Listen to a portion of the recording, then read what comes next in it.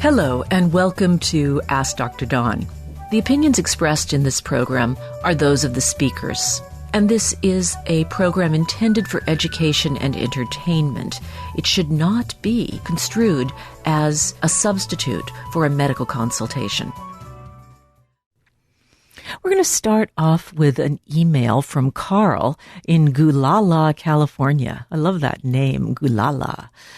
And sounds like a really delicious candy or something. Hi, Dr. Dawn.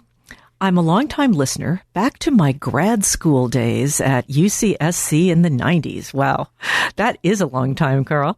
And fan, although I sometimes wish you'd lay off the vegans. But then he puts a little smiling face after it. So, oh, Carl, you shouldn't provoke me. Now I'm going to have to talk about protein. I've long had lumps in my palms, Carl goes on, below the ring and little fingers, and now at 73, they've become a little more pronounced in both hands, but really only noticeable on the left. I'm healthy, don't drink or smoke, and yes, a vegan.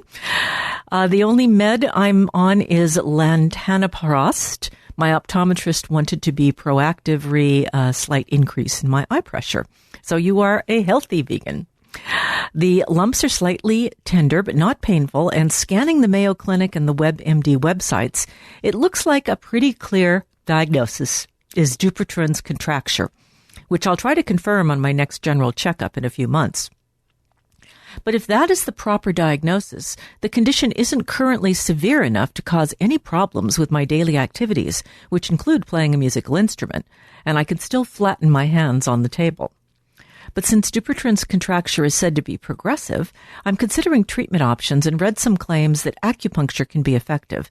So I was wondering if you had any opinion and or advice about that. Thanks for the great service you provide. Well, actually, Carl, I have personal clinical experience using acupuncture for Dupuytren's, and I've used it in both very early cases where people were still flat on the table and with their palm down, in case other people are wondering what we're talking about. Dupuytren's is called Dupuytren's contracture because it starts to shorten the tendons, causing flexion at the knuckle and later on at the joints of the finger. So you end up with a kind of a claw finger, which really gets in the way of a lot of activities once it becomes severe. In early Dupuytren's, you just have prominence or nodules on the palm of your hand. Sometimes they appear to be attaching to the skin, and that's exactly what they are. They're a fibrosis or a scar tissue. We'll be talking about fibrosis a little later in the program, possibly, depending on how many questions we get and how long I take to get there. But there is a story in here in my stack about that. Getting back to the acupuncture, it's actually not so much the acupuncture as it is the injections of an anti-inflammatory substance called Traumeel, Traumeel. This is a specific sterile compound.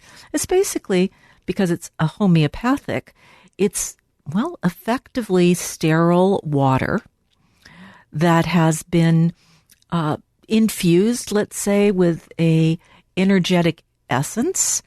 Oddly enough, I was just at a conference. I'll come back to that because it speaks to this idea of homeopathy actually being something instead of just being, we run it through a spectrometer and all we see is H2O, so therefore it's biologically inert. Maybe not. And I'll tell you something I just learned last week on that topic. But anyway, what I have done with several patients, probably a half dozen, with really spectacular results in 2 of them, and so-so results in 2, and no results in 2. And that is not exactly a large group, but I use the same technique each time. So I used acupuncture anesthesia. I bet you didn't know that you can essentially turn off the pain sensors in a body part with an electrical current and acupuncture.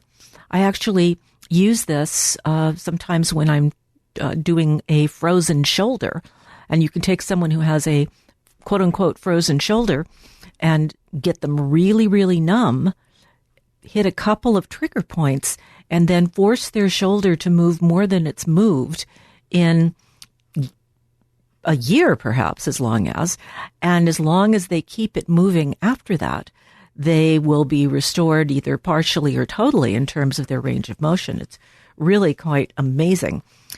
Shoulders, because the frozen shoulder really isn't adhesions, as I was taught in medical school. It's actually a reflex spasm. If you can just break the reflex, you can get the thing moving again. It's really amazing. But in the case of the Trameal and the Dupuytrens, what we're doing is we're injecting the tendon sheath right into the nodule, a compound which has anti-inflammatory properties, and we're injecting it directly into the collagen. This is where that quantum physics lecture, quantum physics and functional medicine that I attended last week comes in. It was a really fascinating display of expertise on the part of the lecturer, going all the way down to the quantum universe of quarks and spin, but mainly going up a level to just a little bit of a level to the idea of protons and electrons and the microstructure of collagen. And collagen itself is in fibrils or pipes. And I don't know I'm not sure I'm saying it right. There's an artist called Heckel or Höckel, it's one of those umlauty things. And he draws these intricate diatoms and these intricate biological things that look very abstract, geometric, and they're quite beautiful. I think he was drawing in like the 1800s. And the cross-section of the microstructure of collagen fibrils looks very much like one of his pieces. And the interesting thing is that protons, that is to say hydrogen ions from water that's been broken, water can be broken into hydrogen and oxygen. That's what the mitochondria do, breaking water in order to get positive charges that they can place on molecules in order to create energy. And so this concept of moving hydrogen around turns out to correlate with a kind of special structure made of water that is, I think it's H5O2. And so there's a missing hydrogen, and that it might be H4O2.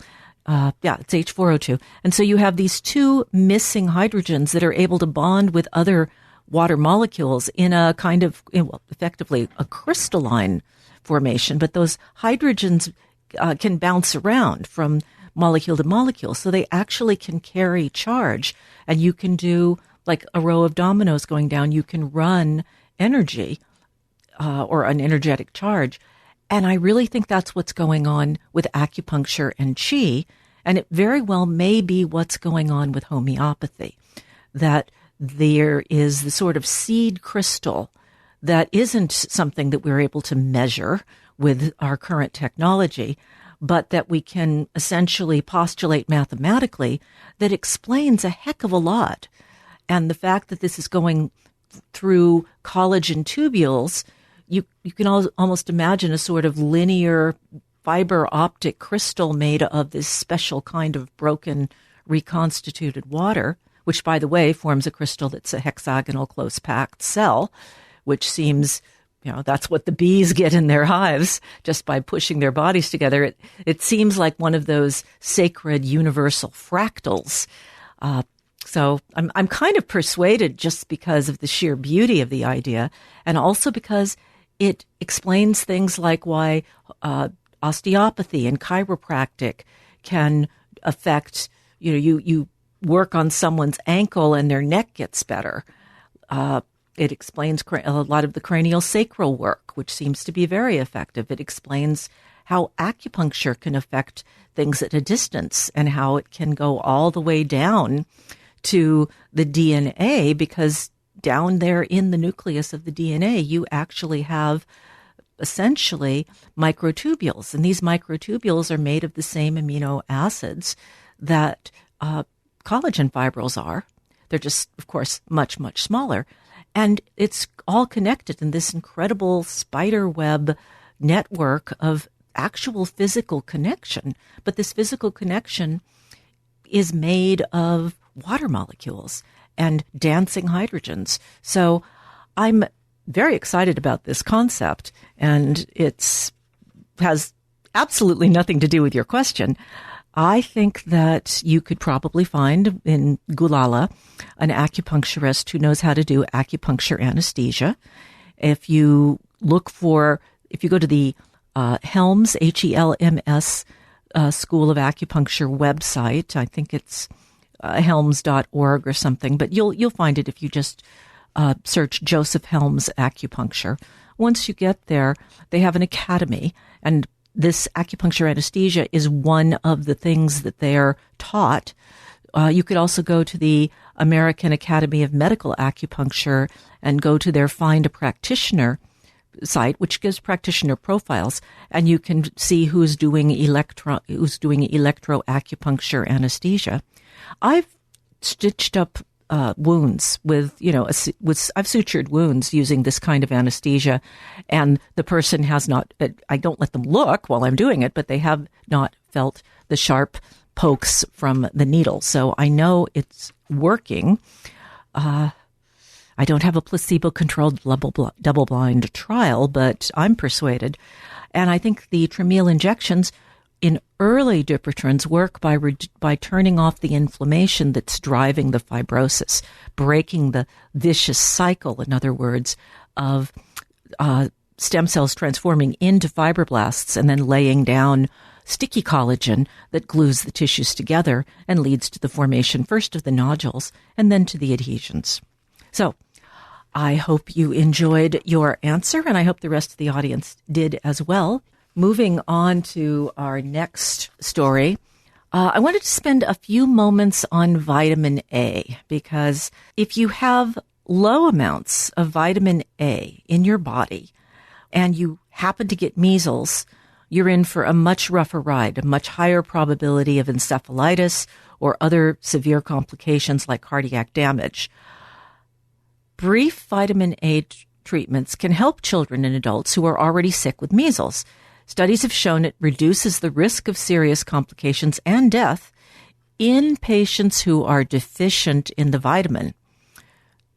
This is actually very similar to what we saw during COVID with vitamin D. People who had high vitamin D levels actually did much better from COVID. Ironically, homeless people in California did much better from COVID than incarcerated prisoners, who tend to have similar health profiles and nutrition profiles, except for vitamin D, which you make in your skin. However, the typical American diet is fortified with vitamin A, and so vitamin A deficiency is much rarer in the United States population than vitamin D deficiency, less than 1% of the population. Vitamin A is also a barrier function. It helps with the function of barriers in the gut. It helps with the epithelial barriers in your eyeballs and your lungs, and it also affects the immune system and the lining of the back of your eyes. Basically, the pigment that you use to see light is derived from vitamin A. There are two types of vitamin A in our diet. One is from leafy greens and orange vegetables like spinach and carrots. This is beta carotene, which is two molecules of vitamin A hooked together mouth to mouth, like some kind of mating insect. Your enzyme in your body that breaks down beta carotene into two molecules of vitamin A is upregulated on an as-needed basis. So those carotenoids deposit in your skin, just sort of like the proto-vitamin D, in fact. And then when the body needs more vitamin A, it simply makes the enzymes in the cells that break the carotene, and we're off to the races. Rarely people lack that enzyme, and they have to take the preformed vitamin A, which can be found in animal products like egg yolk, dairy, fish, or meat.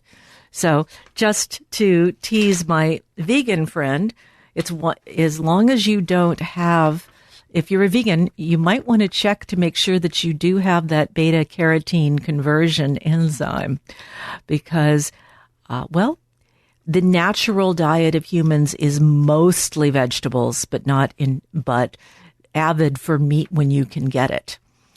High doses of vitamin A supplements, however, are very potentially toxic. They could lead to liver failure and even death.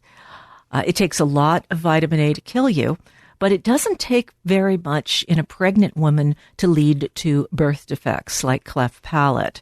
So I remember some years ago, there's a product out there that you're to take. I think it's called Airborne when you have when you're on air travel. And I've not looked at the ingredients on this product for many years. I don't know if it even is still being marketed, but it had about 8,000 units of vitamin A. Now, if you were deficient, that would certainly build up your mucosal barriers. Probably does help you resist a cold if you're sort of in the process of fighting it off.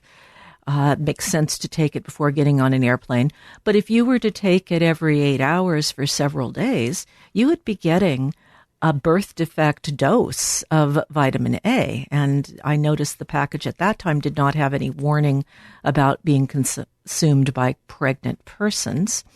So I just wanted to throw that out as an aside.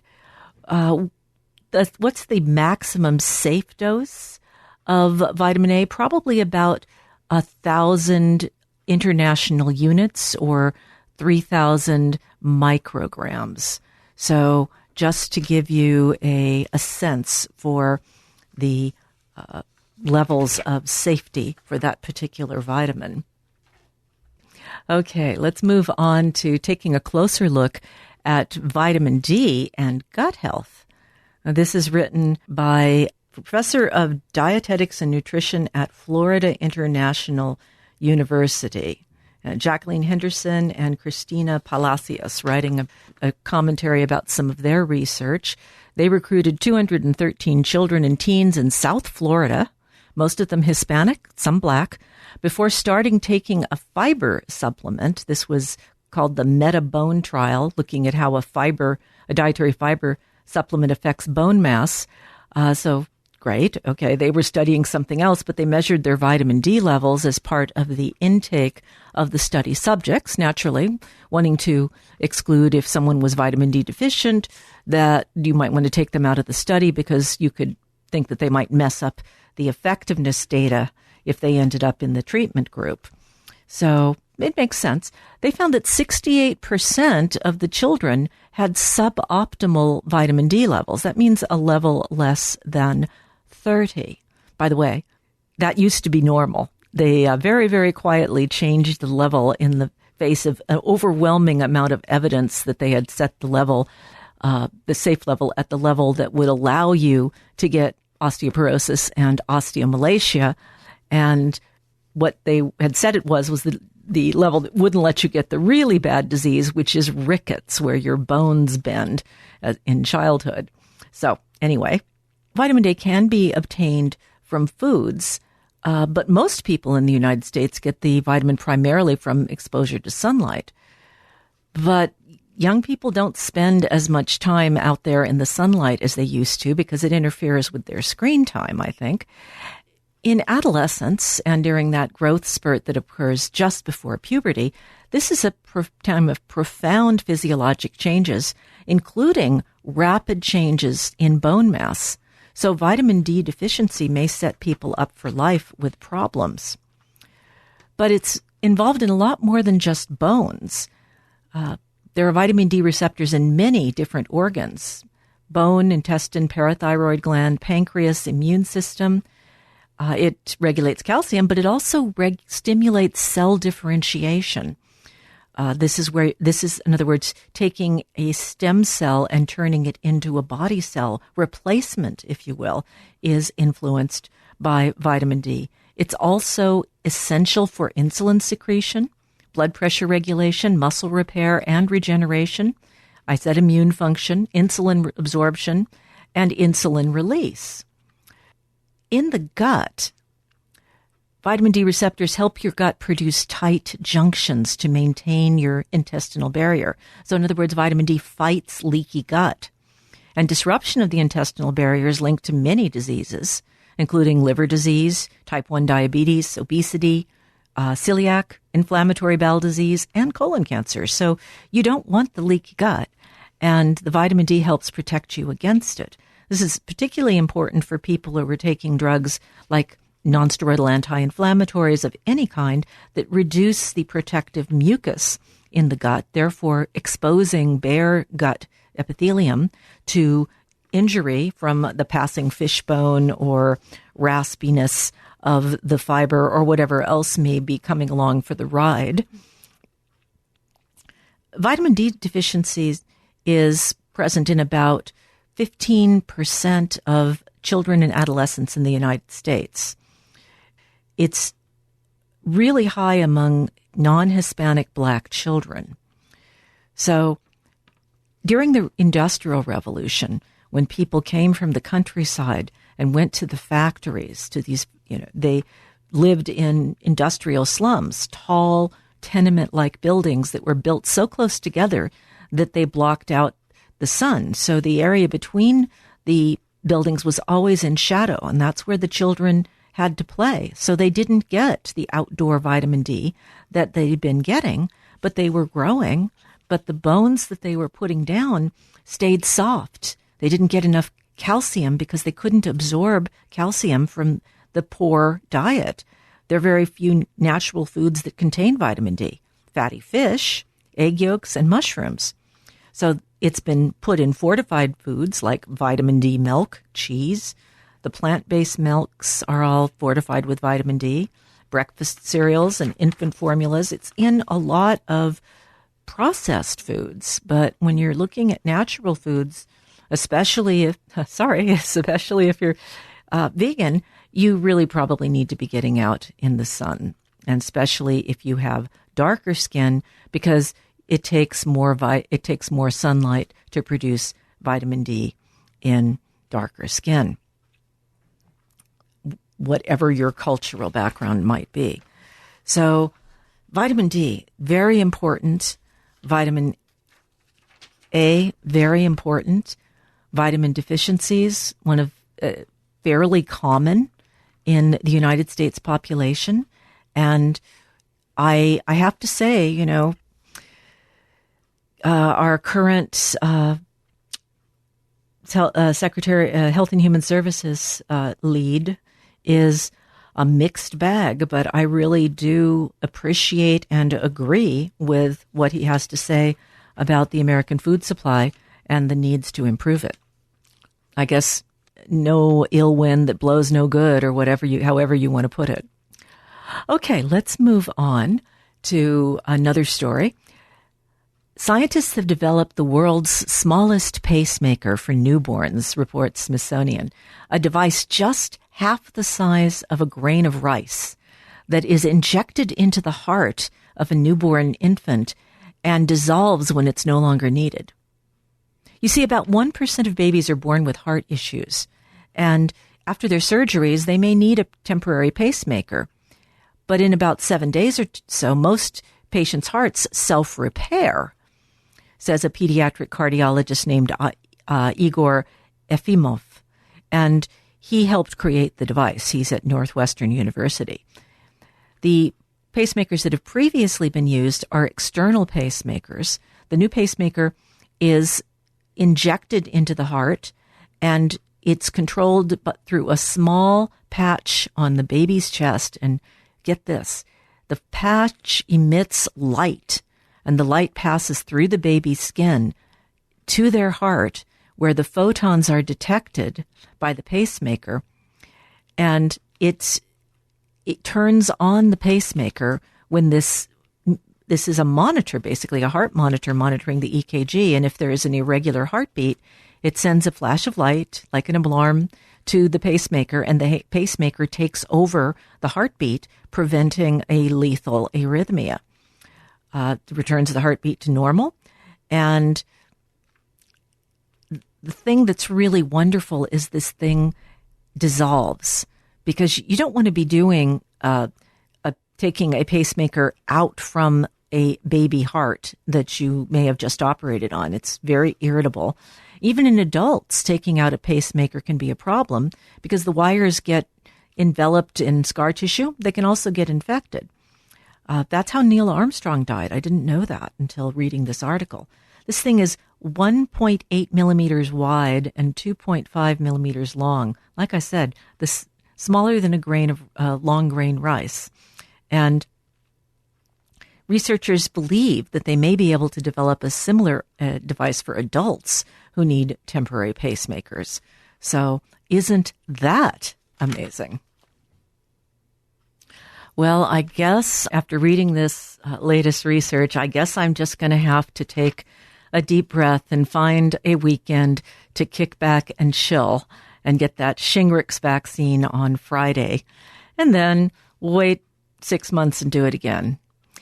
The reason I've been avoiding this vaccine, but this is actually my 67th birthday today, so I really should do it. I know that. And I've just been procrastinating, but I'm not so worried about getting shingles since I can diagnose it quickly enough to get on the appropriate drugs and probably avoid that persistent herpes neuralgia. But, physician heal thyself and all of that. A new study shows that the shingles vaccine appears to reduce the risk of developing dementia by about 20%. This research looked at health data from close to 250,000 older adults in Wales. This is old data from the 20-teens. They were using the Zostavax shingles vaccine in 2013. But here's the thing. Because they have national health, they know exactly the day that they started giving it. It was first given to people born on September 2nd, 1933 or later. So they had a natural experiment here. So over time, they were able to compare the dementia rate amongst people who were just a few months older than September 2nd and those who did get the vaccine, because the vaccine uptake was very close to universal. That's what happens when you have national health.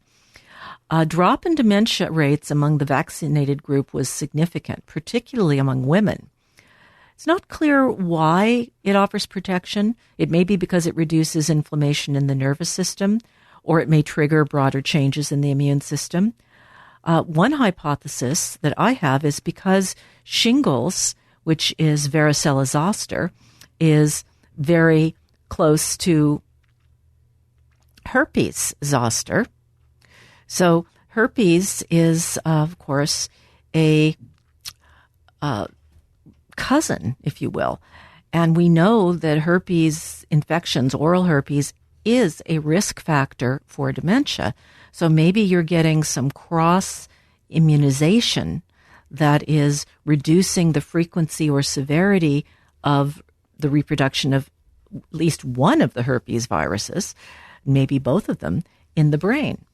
In this situation, you would expect to see a drop with Shingrix as well. And in fact, the new shingles shot, although the data is a bit thinner on the ground, there was a report last year that even a bigger drop in dementia rates among patients who received Shingrix. So, like I said, I guess I'm going to have to just get myself down to the pharmacy and get that shot, because if anything I can do to keep my brain healthy, I certainly want to do. Life-threatening invasive strep infections are skyrocketing in the U.S., with cases more than doubling between 2013 and 2022. This is the very common strep throat bacteria. Group A streptococcus is a bacteria. Many of us have had strep throat.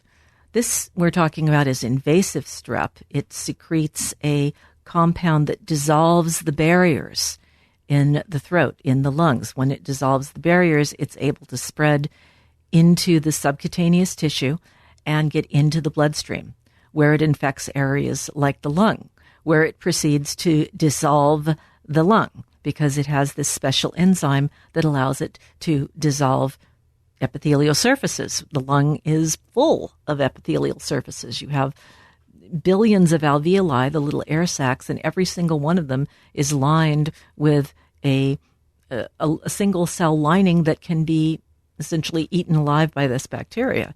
So looking at CDC data for just 10 states, we had 1,000 cases in 2013 of flesh-eating bacteria and almost 3,000 in 2022.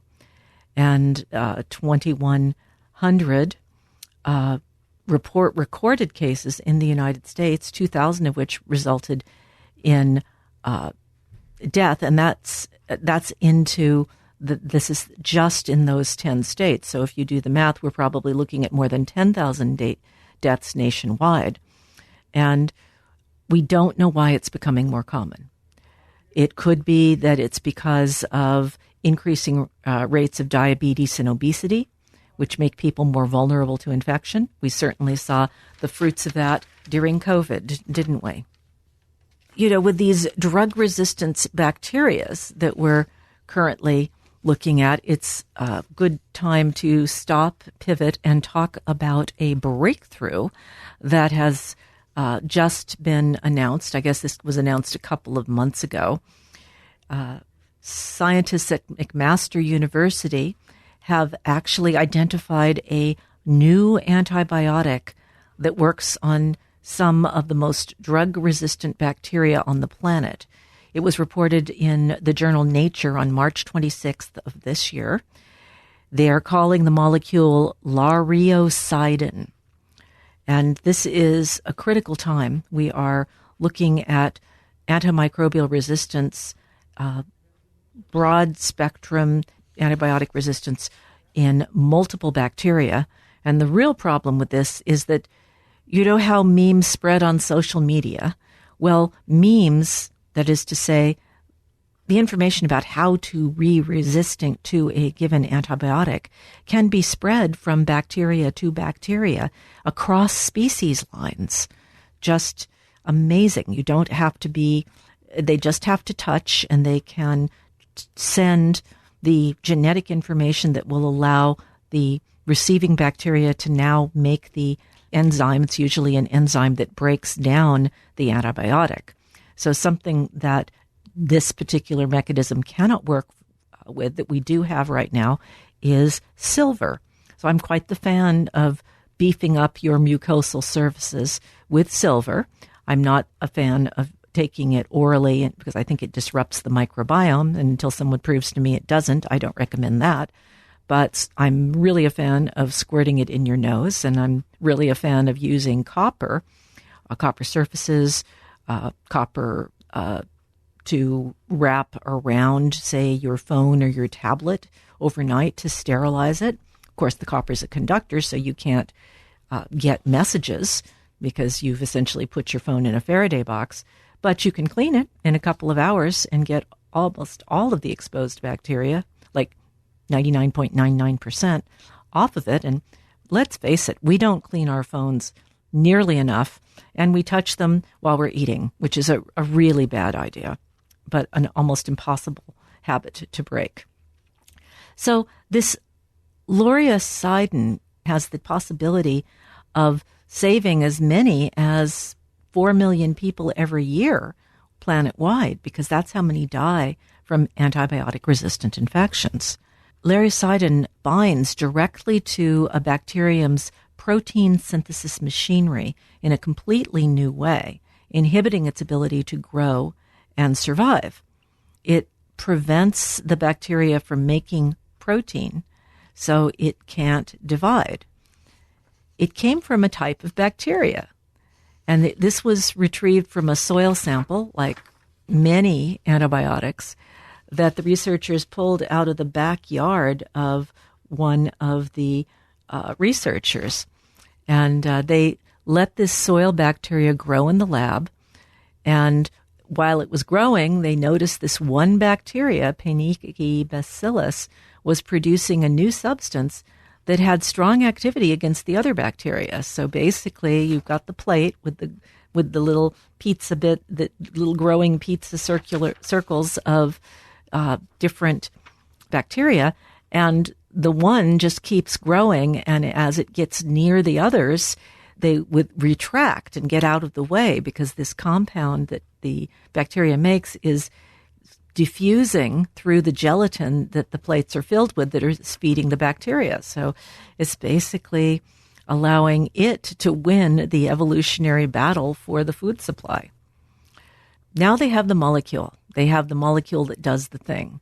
Now they have to figure out how it works and how they can modify the molecule for, among other things. Can you make it so that it can be given orally? Can you make it so that it can be scaled and grown in large quantities or manufactured in large quantities? But to quote the lead researcher, Dr. Wright, bacteria aren't interested in making new drugs for us. So we have to get them interested, and that means a lot of cloning and a lot of research before this is ready for market. What we need to do with this stuff, folks, is publicly fund it. And when I say public, I'm not saying governments can't fund it. What I am saying is industry won't. Industry won't because industry loses money on antibiotics. So one of the reasons we don't have any new ones is because it's really hard to make a profit. And that's what industry does. It makes money. And if there's no economic incentive, well, it'll take its own sweet time. We need to nationalize things like that. Now, let's see. We do have an email. This is anonymous. I got a lab test that had a detected value for Epstein-Barr virus by PCR technique. What can you tell me about this virus? Is it contagious? And what symptoms does it cause? Well, okay. Can I call you Annie? Okay, Annie. Epstein-Barr virus is the virus that causes mononucleosis. It's also a oncovirus, that is to say, a virus that can cause cancer, and it causes a particular cancer called Burkitt's lymphoma, which is most commonly found in Africa. And we don't really know. It could be nutritional, it could be genetic. We don't know about the prevalence in Africa and the rarity in the United States, and we don't know the why of that. But Epstein-Barr virus can also cause quote-unquote yuppie flu. This is one version of this chronic inflammatory response syndrome, otherwise known as myalgia encephalitis, chronic fatigue, and a fibromyalgia picture, but mainly chronic fatigue. And what we think is going on in these individuals is that their immune system is on eternal spin. It's gotten turned on by the virus, and it's not getting turned off. We also see Epstein-Barr virus reactivations in people with autoimmune issues. And again, we have a little bit of a chicken and egg problem with it. We're not sure if it's caused by, if it causes autoimmunity. It seems like it does. And when people are highly stressed or when their immunity falls, it can reactivate, a bit like shingles. The virus doesn't entirely leave your body. It just goes into a kind of a hibernation mode. And then we don't really know. The stars align. The moon is in the 7th house. The sunspot cycle hits a particular point. We don't know. We have no idea. People think bad thoughts. So which curses you? But for whatever happens, it reactivates. And once we're stuck with this reactivation, it can trigger autoimmunity, and it's just a mess. A lot of people are treating this yuppie flu with various nostrums and treatments. You'll often see people getting glutathione or other types of intravenous treatments. It's very similar to Lyme disease. It's very similar to long COVID. Many people, including me, think that they're probably all the same disease, but that they have different triggers, so they look a little bit differently. So if a person is super stressed, if they're going through chemotherapy, for example, it's not unreasonable that they might have a Epstein-Barr virus activation and start making the virus. You would want to be sure that you saw Epstein-Barr nuclear antibody showing up. And I don't know, EBVAR virus, there's multiple different antigens that are present in, let's say, a clinical case of infection. And if you see the nuclear antigen antibodies showing up in that person after a period of time, then you really are dealing with a viral reactivation. So I think I would get the EBNA antibody test and see what is showing up in you, because that antibody doesn't hang around for long. People who had COVID can reactivate and show EBV antibodies in their bloodstream, but they don't show the virus. So let's make sure also that it was actually the virus particles and not antibody particles that were showing up in your urine. Okay. Or your blood. I mean, it's usually urine, but they might have found it in your blood. I can't say. Let's talk about blood pressure control, because, you see all kinds of numbers about, how high is too high and what's optimal. If you can get your blood pressure to an average of 135/75, you're pretty much fine in terms of complications of hypertension. If you can do that with natural methods, exercise, a DASH diet, great. DASH diet has lots of fruits and vegetables, 5 servings a day, and you're supposed to take 1,000 milligrams of calcium and get plenty of protein. And that diet actually does work to lower blood pressure.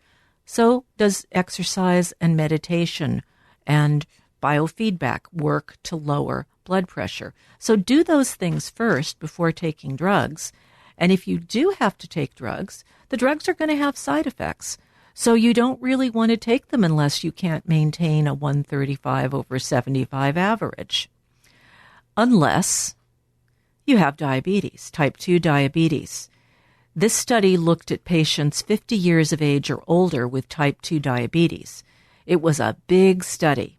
They had 12,000 patients, 6,000 in the intensive treatment group who were treated to a target of 120 systolic, and a group of usual standard treatment groups who were treated to a target of 140 systolic. And they watched them for 5 years, and they scored non-fatal stroke, non-fatal heart attack, hospitalization for heart failure, or death for many of these causes.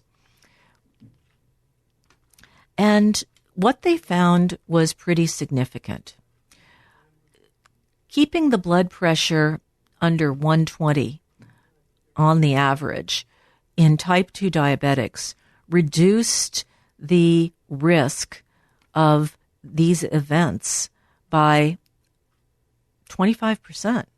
And this was very highly statistically significant, 0.001, which is really good.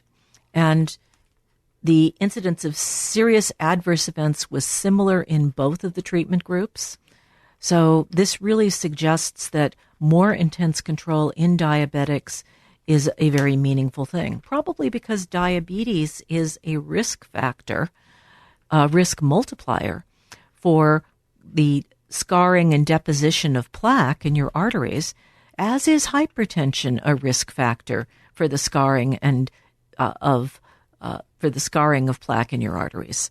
So it's multiplying. So if you've got multiplied risk, you need to double down on your treatment. So I just wanted to get people's minds around the idea that there is no one good number here. There are multiple possible good numbers. Wanted to talk about the nocebo effect. You've heard of the placebo effect, probably. That's where you give someone a sugar pill or a quote-unquote placebo. Maybe you give them an injection of salt water, but then you give other people an injection of, let's say morphine, or let's say whatever you're trying to test. You don't want the fact that the person took a pill to persuade them that they feel better. And at least 30% of people will feel better with a placebo. So you need to make sure that it's worth the money you're spending on the drug, either developing it further or buying it. You want to be sure that it's better than placebo. Well, there's also nocebo. And nocebo is the idea of thinking that something is going to go badly, and therefore it's more likely to go badly. An Australian study shows that social media worsens the nocebo effect. People are more likely to feel adverse side effects if they come across those adverse side effects on other people's social media posts. Several earlier studies had documented this phenomenon. In one of them, people who were warned that a drug they were taking could cause erectile dysfunction were more likely to experience erectile dysfunction. Talk about a mind-body interaction. Another found that headaches at high altitude were more prevalent in people who had been warned that they could get headaches at high altitude. A new study looks at how suffering may be psychosomatic, and it can spread easily over social media. Recently, there was a surge of cases of facial and body tics, including whistling, clicking, and clapping, which were driven by TikTok videos of people with Tourette syndrome. And people who saw posts about COVID vaccine side effects were more likely to report adverse reactions. Online information spreads the nocebo effect faster and further than has previously been possible. And given how many people seek health information on the internet and through social media, I think we may find ourselves trapped in another sort of loop, the nocebo loop. So I have a bumper sticker, which I didn't put on my car, but I think I'm going to have to. It says, "Don't Google your symptoms. Ask Dr. Dawn." And that's what I recommend. You can call me and ask me about your symptoms. If you Google them, you're likely to be infected with a nocebo effect and possibly a bunch of traumatic ideas about things that you don't actually have. We've got time for one quick story, just to sock it to the rich, I guess. Parkinson's linked to golf courses. Living close to a golf course could double your risk of developing Parkinson's disease. Researchers examined data on 4,500 people in Minnesota and Wisconsin. They found those that lived within a mile of a golf course had a 126 higher percentage chance of developing the neurodegenerative disease Parkinson's than those who lived more than 6 miles away. Every mile of distance from the golf course was associated with a 13% risk reduction in diagnosis. The study left the lead author at the Neurological Institute in Phoenix to say one plausible explanation is that the pesticides used to keep greens and fairways lush may be leaching into the ground and contaminating the drinking water. Previous studies have suggested that risk of certain pesticides can increase the risk of Parkinson's, and teams found that residents in water service areas that contained a golf course had nearly double the odds of developing Parkinson's compared with those who lived in service areas without a golf course. So I know you're all going to be checking your water maps now. Well, that's about all for this week's podcast. Please go to AskDrDawn.com for news about our future plans, or follow my tweets at AskDrDawn. For now, this is Dr. Dawn saying so long and stay healthy. Ask Dr. Dawn is brought to you by Jiva Media. Production and editing by Charles Bansky. Music by John Scoville.